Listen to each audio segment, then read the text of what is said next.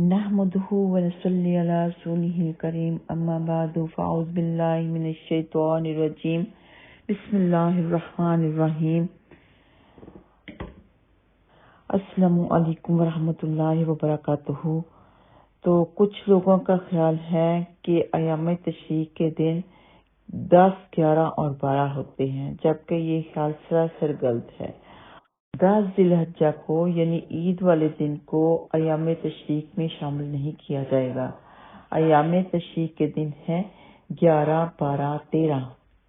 تو قربانی کا افضل ترین دن ہے 10 ذی الحجہ کا، یعنی عید والے دن قربانی کرنا زیادہ افضل ہے، لیکن کسی وجہ سے عید والے دن کوئی نہیں کر سکتا تو اس کے لیے یہ رخصت دی گئی ہے کہ وہ ایام تشریق میں یعنی 11، 12 اور 13 میں بھی کر سکتا ہے۔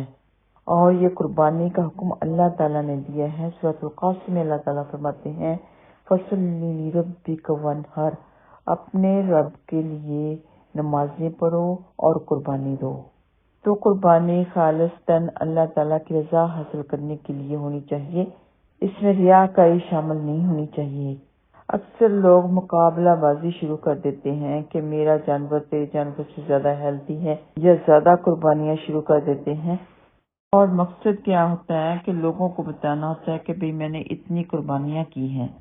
تو ریاکاری سے بچنے کی کوشش کرنی چاہیے، اس میں کوئی نشو و نما نہیں ہونی چاہیے، کوئی کمپٹیشن یعنی مقابلہ بازی نہیں ہونی چاہیے۔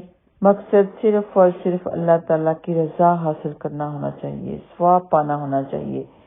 جیسے کہ سورۃ الانعام آیت نمبر 162 ہے، اللہ تعالیٰ فرماتے ہیں قُلْ إِنَّ صَلَاتِي وَنُسُكِي وَمَحْيَايَ وَمَمَاتِي لِلَّهِ رَبِّ الْعَالَمِينَ، کہ کہہ دیجئے بے شک میری نماز، میری قربانی، میرا جینا، میرا مرنا سب اللہ رب العالمین کے لیے ہے۔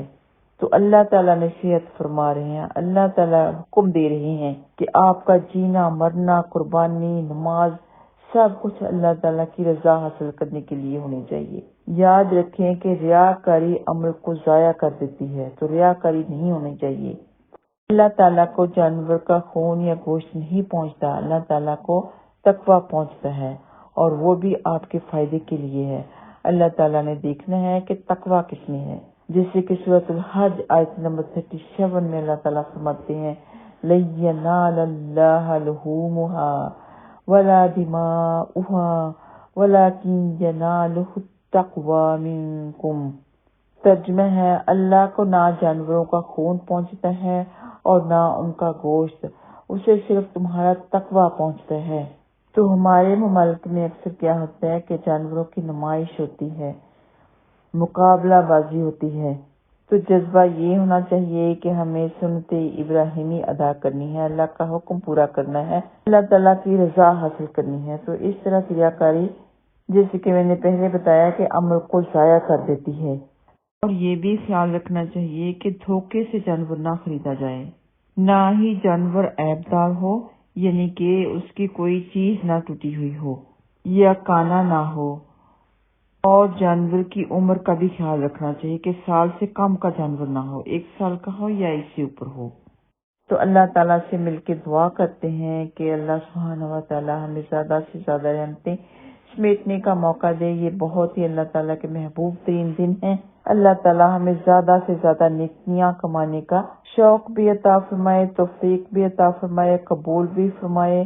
وآخر دعوانا ان الحمدللہ رب العالمین۔ تو تکبیرات پڑھ لیتے ہیں، اللہ اکبر، اللہ اکبر، اللہ اکبر، لا الہ الا اللہ واللہ اکبر، اللہ اکبر وللہ الحمد، اللہ اکبر کبیرا والحمد للہ کثیرا وسبحان اللہ بکرۃ واصیلا۔ السلام علیکم ورحمۃ اللہ وبرکاتہ۔